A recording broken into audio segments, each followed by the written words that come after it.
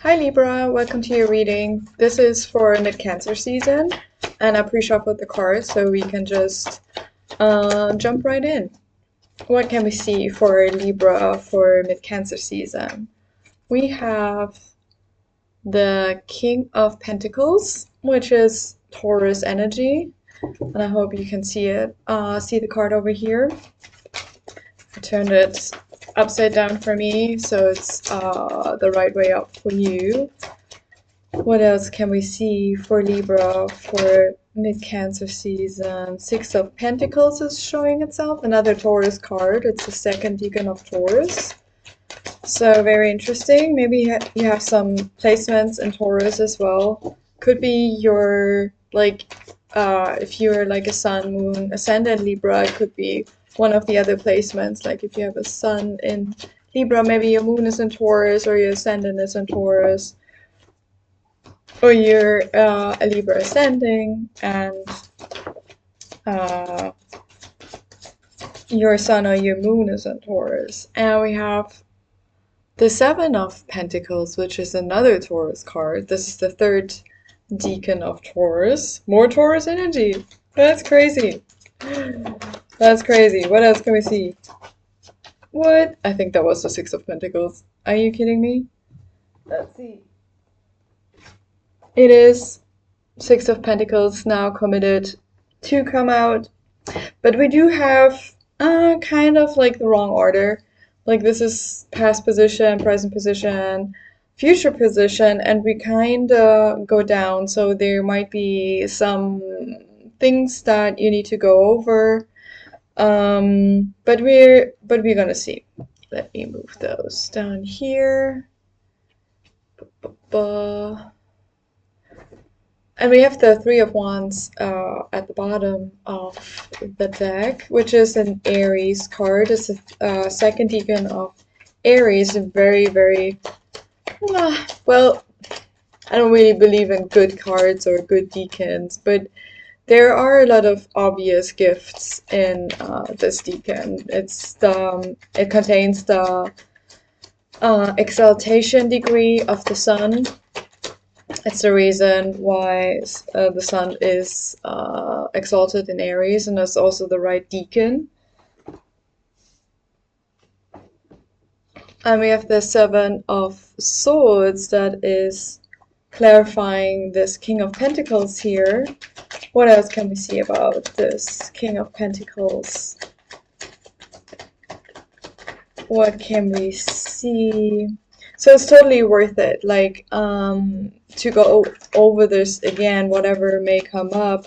I think it's going to be very fortuitous, very, bringing a lot of abundance, maybe even, for you. But also, like, Eight of, cups here. But not that somebody is just dropping, like showering you with gifts or anything. You have to work for it. Like it's a minor arcana card, and the minor arcana cards are for me the work that the lower self has to do, and the major arcana cards that we have none on the table yet is more like where the higher self comes in and gives you something, and then you need to figure out, okay, what does this mean? And my life is being changed for me, and I need to deal with that. Kind of like higher management coming in and saying, well, these are the new rules, or this here you have new information. And the minor arcana cards are then like, okay, what do I need to, how am I gonna execute the new orders? Like that's then up to you, basically. That's for me the difference between minor and major arcana. So this King of Pentacles is clarified by the Seven of Swords and the Eight of Cups. So the King of Pentacles is a very sturdy, very reliable energy. I mean, it's Taurus energy, very straightforward. We're just gonna follow this path. We can be very traditional, sometimes even rigid in our way of doing things when it comes to the King of Pentacles. Um, The Eight of Cups, though, says that we need to do something differently. Like this person here has gathered 8 cups. Cups are about emotion, so he's already pretty far on the journey of on this emotional journey, or at least in this emotional cycle. Like life is always kind of working in cycles. So once we have mastered a lesson, the next one comes along and we start fresh again with not returning to what's the word, what's the phrase, back to square one, not like that, but you do feel like an apprentice again to some degree, which doesn't mean that you can't rely on past experiences. Obviously not. We do wisen up throughout the years, I would say. But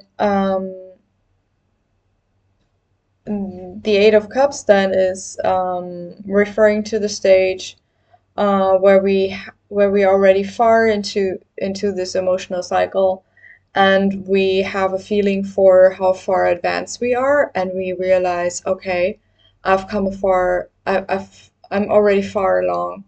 I'm already quite advanced in the cycle, but it's not good enough yet. It's almost like a Virgo energy in the eights, that says this is pretty good, but not quite there yet.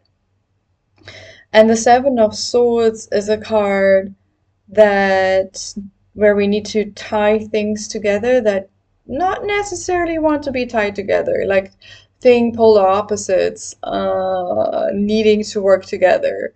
It's kind of like the difficulty that we can see in man and woman needing to work it out, find a common language, which is, I mean, a lifelong struggle, I'd say. Um, but also the communication between higher self and lower self, anything that you can polarize. But also be careful between the difference between dualism and polarization, because dualism doesn't mean that something's polarized. It's just kind of like pairing two things up, but pairing two things up doesn't mean that they're polar opposites.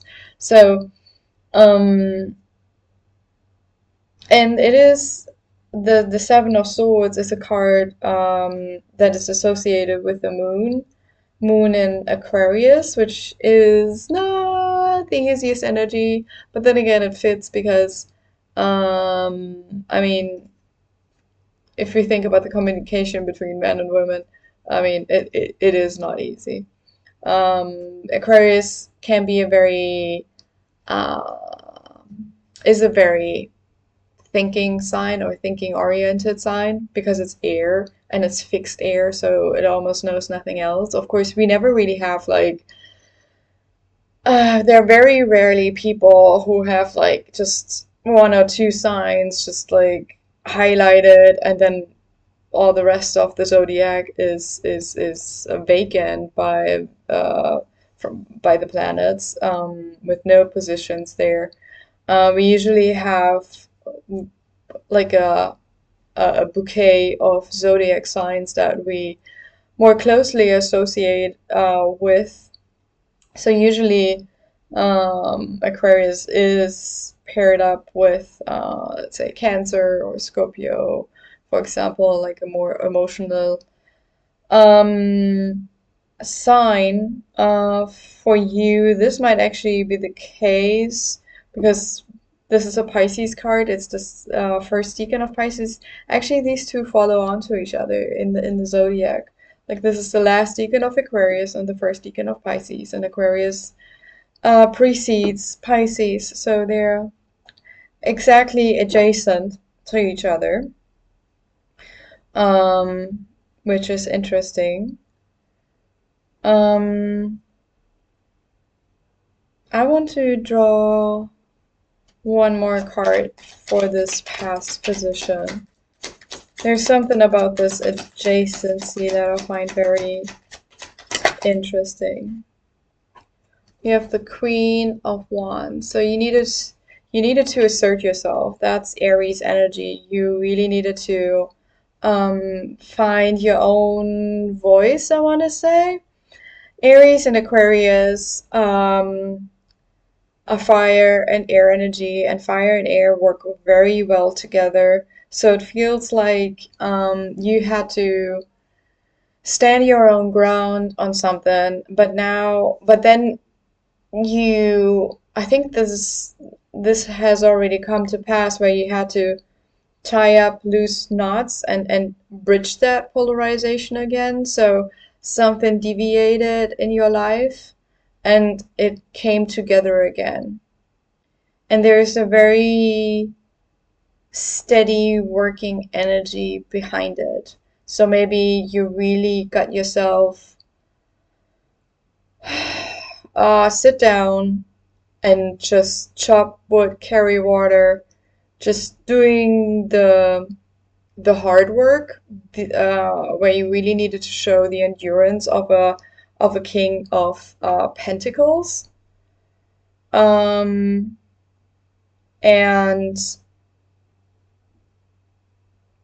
polarize something, but also let it weave into each other again at some point. Could be a relationship, but it's probably more about yourself. For some other people, I also feel like this could be about actually discovering like this whole higher, lower self perspective. And it could then speak about the King of Pentacles being a representation of your energy in the way that you were living a more materialistic life. So more like, I would say, traditional life, like in the sense, well, very modern life, but modern life for me now is already traditional because I do my own stuff and I'm the heretic, and so everything else is traditional to me. Um, but what I mean is that you more followed in, let's say, the footsteps of your parents or your childhood friends, school friends, that sort of thing, like lived a normal life. And then you discovered, oh shoot, I get all these inklings and intuitive hits and weird stuff that I didn't even look for, but subconsciously I think I was looking for it, like with this Eight of Cups. And maybe you had to polarize away from other people, but then that was at the same time emerging with your higher self, actually, like realizing, oh, lower self and higher self are two sides of the same coin. And it's actually much more natural for me to go into this direction, to connect to my higher self, than to continue um, with living a life that is only materialistic, which ignores this connection, even though I might have even had a difficult time with some friends because of that belief or something.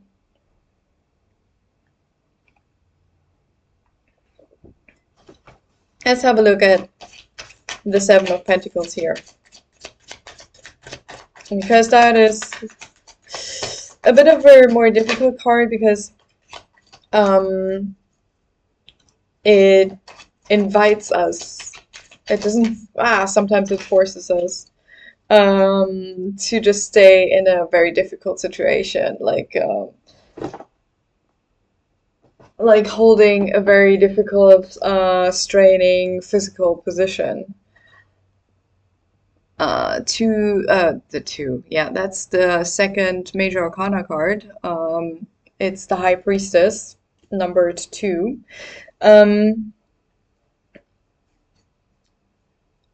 I hope that you just got an intuitive hit, and that you were able, or that you are able, because it's the present moment, that you are able to hold this energy, the sucky energy by yourself, but I guess not, because it's kind of hard, like really hard, if we don't have very strong intuitive hits. But then again, you might have that. I might underestimate you here for a second. Let's see. What else can we see about the Seven of Pentacles? Thank you. Ten of Wands. No, I need to eat my own words here. I think you are able to. Well, you definitely are in a sucky situation. And I don't know, some of you might gotten into it on your own, some of you might be forced into it, but there's definitely an intuitive side to it, and I don't know if you are drawn to suckiness, but usually people avert it, and that's a huge problem with shadow work, or generally, to learn this lesson of not avoiding the suck. Because even if once you've realized, okay, the suckiness, the difficult things, the awful things actually teach me so much that it doesn't make sense for me to avoid it. It still takes so much time to really go into the energy on one's own with one's own free will. Like, it's kind of like walking into open fire in a way. Like, we don't do that. Like, we naturally shy away from that. Queen of Cups, but the difference between actually open fire, like physical fire, and physical, like fire burning your physical body, is that the shadow work cannot really harm you, but it just feels like that. It just appears like that. And that's one of the big lessons that we need to learn, that the invisible world has different rules than the physical world. And it takes a time. It takes some time to let that sink through all the layers, so that we can go into suckiness, as I call it, willingly. So the Queen of Cups is Cancer energy, and we are in Cancer season right now.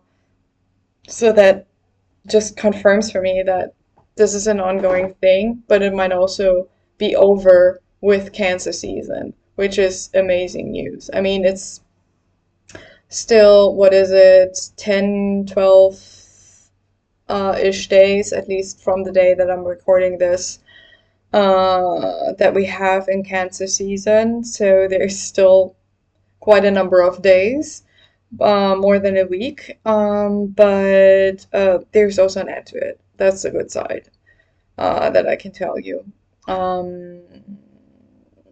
What else can we see about the suckiness? Like, so far, we just know it's sucky.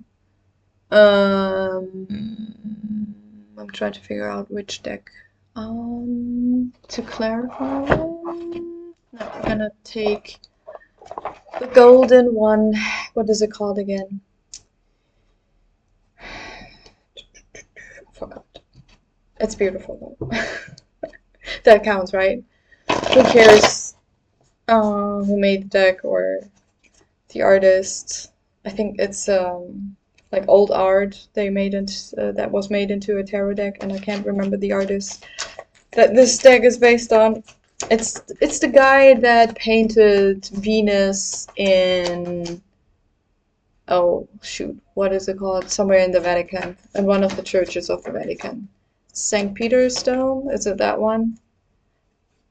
It's this famous Venus in a seashell picture with sea mist spraying around her and whatnot. So can we clarify can we get more information about the Seven of Pentacles here? Like, what is the suck about? What is the difficulty of the situation? And if we can't know that, what else around it can we know? Because sometimes we're just not allowed to know. King of Swords, Aquarius energy.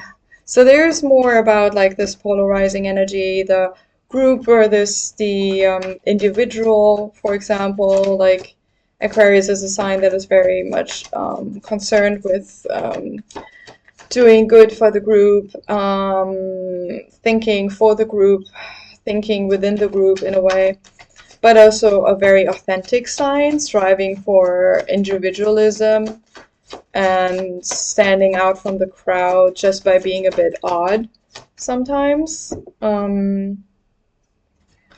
And the king really is like the emblem for this, as much as Taurus is for the king of the emblem or the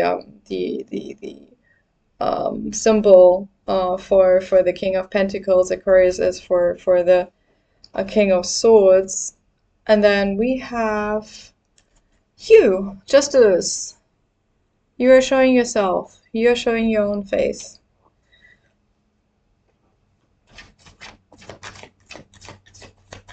What else can we see here? What else can we see? So you see right at this situation again. Like, am I investing more time in exploring who I am, who this higher self is? What am I doing here? What is my purpose here? Or am I spending more time with my friends and just it's not like we can't figure this out together with our friends anyway. I mean, it's always two sides of the same coin. So we have the Page of Cups. Oh, yeah, such a beautiful card.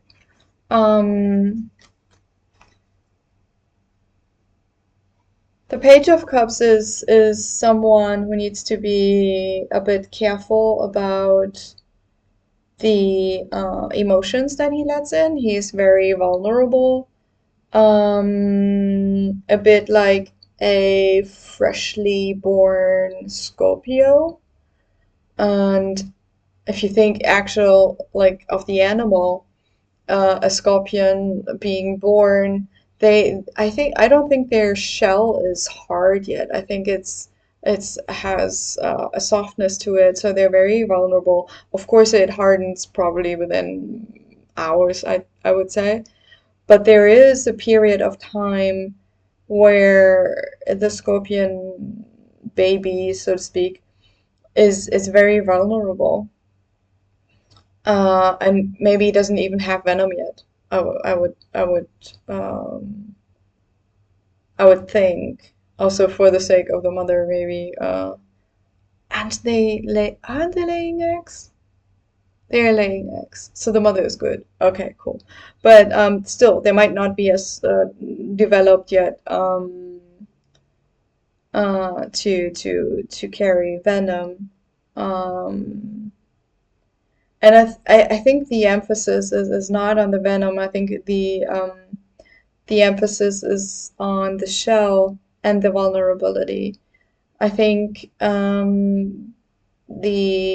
difficulty here is kind of protecting something in its infancy. Like you are just discovering yourself or a new aspect of yourself, rather. I mean, you never start really at square one. We always have like as an understanding of ourselves, and we always just expand it. Mm, but you have entered in the past like this new cycle of really digging into a new part of yourself, and right now you're just in this part where you're vulnerable and you just need to protect yourself a bit, and it's creating a difficult situation because it's taking longer, I think, than you would like to see. But it just takes as long as it needs to. We cannot really speed things up. The scorpion cannot be like the scorpion baby, or even the scorpion mother cannot be like, well, there is this predator and my eggs are hatching. Could you speed up your shell hardening process, babies? Because otherwise you're gonna be eaten. No, it doesn't work. You can't. But the mother can only make herself bigger, very ferocious looking, whatever, like what she can do in order to fend off this predator that is lurking around. She can only do what she can do. She can only be herself. There are limitations for a very good reason. So maybe you need to be a bit prickly at the moment, though I don't really see prickly energy. Uh, Not really. Not really. I mean, the King of Swords can be a bit prickly.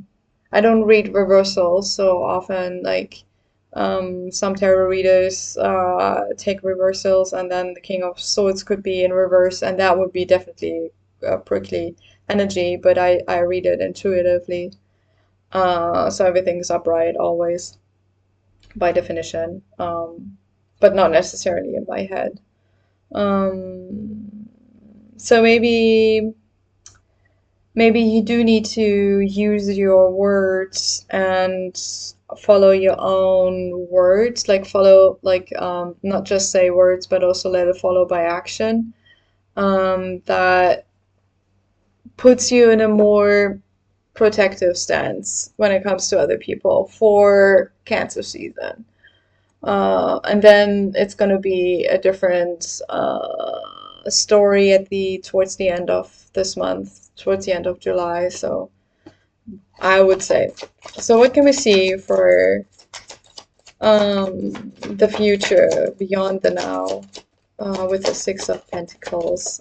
Because I think this is like the very present moment that you're watching this video right now.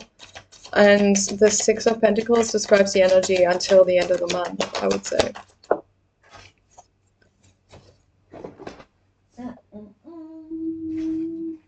Two of Cups. Yeah. The two sides of you meeting in a very beautiful way. Like often tarot readers read this as a new relationship or an intensification period in a relationship, but for me, it is not necessarily, and usually it is not about outside relationships, but inside relationships. So it is the higher self and the lower side self, the lower self and the higher self meeting itself within the physical body in a way. And using one's awareness to really allow this connection to flourish and intensify. What else can we see about the Six of Pentacles?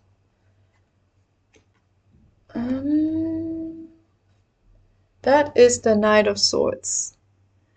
Because the Six of Pentacles, I mean, it is a card of giving and taking. Like this person in the red coat, he's giving some coins or breadcrumbs to these seeming beggars. So there's a bit of a welfare card. Oh, I'm using the wrong deck. I'm not using the wrong deck, but I'm not using the deck that I wanted to use. Interesting. So we need to look at the imagery, because I probably did that for a reason. Or it's gonna be when I switch around. If I switch around. Anyway, the Six of Pentacles is, let me see what Martin Goldsmith says about the second decan of Taurus. Yes. In a whispered conversation, political prisoners discuss their situation and study an old map that seems to indicate an escape tunnel. At the bar door down the hall, a guard is seated, a large key on his belt.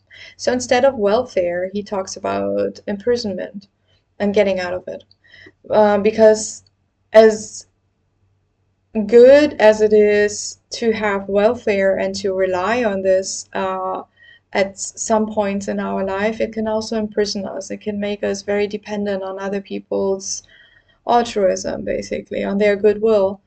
And also vice versa. If we're on the giving side, it can be a very good process or thing in our life, but it also can imprison us in a way, in the same way as being on the receiving end, in the way that other people are pressuring us into giving because ethics, morals, whatever.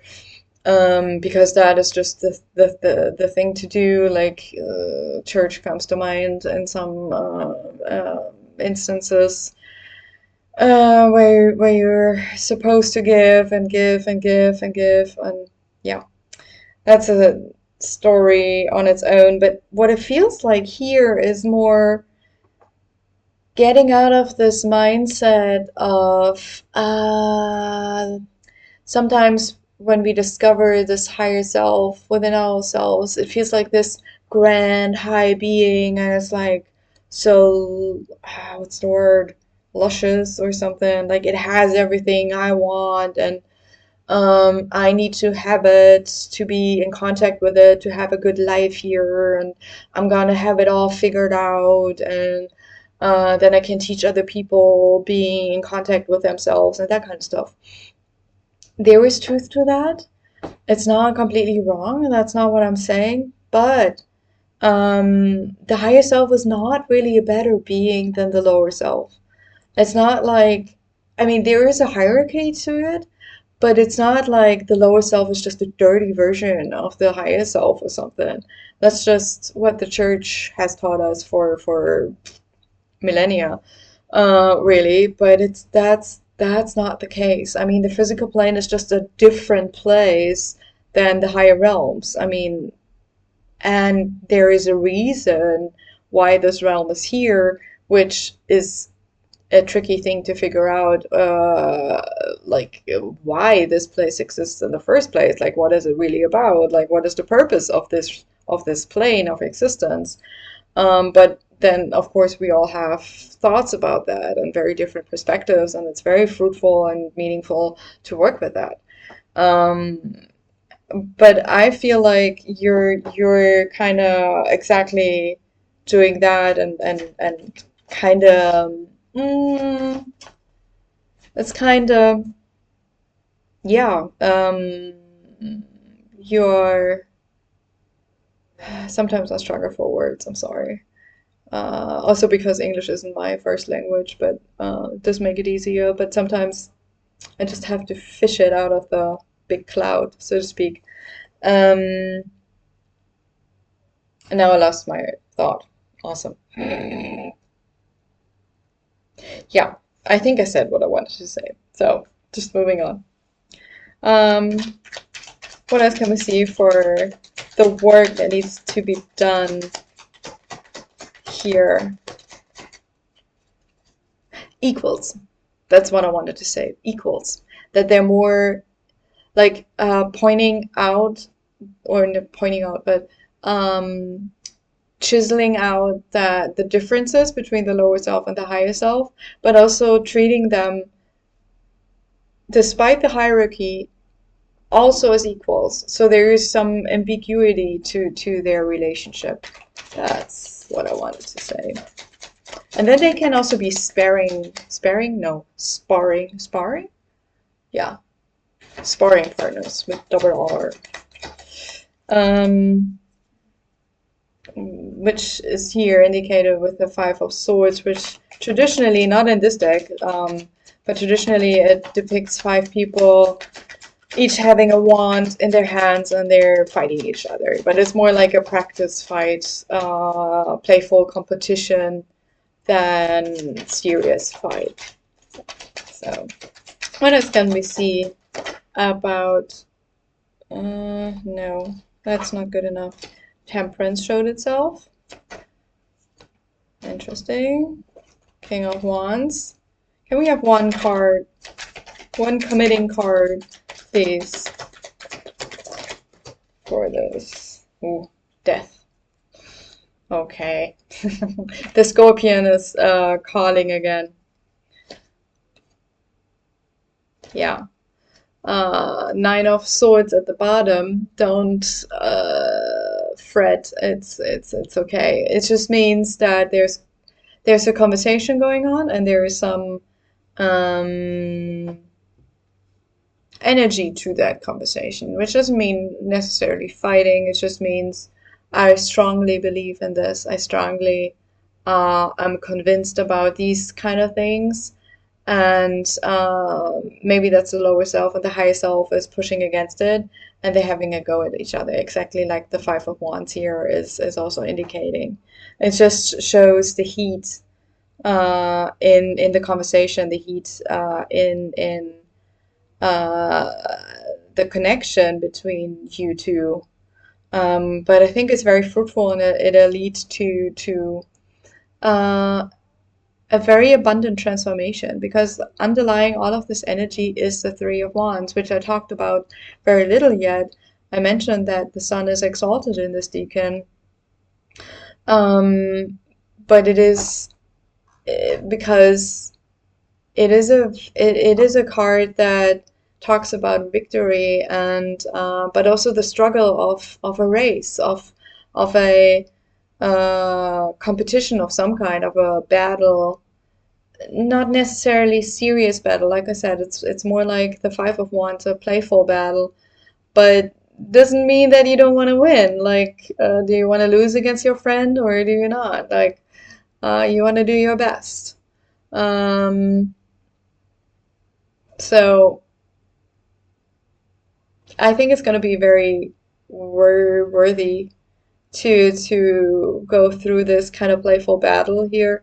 Um, and it's gonna be you're gonna be able to reap some very meaningful fruits from these somewhat heated conversations that you're gonna have with yourself, with the different aspects within yourself. So that's what I have for you today, Libra.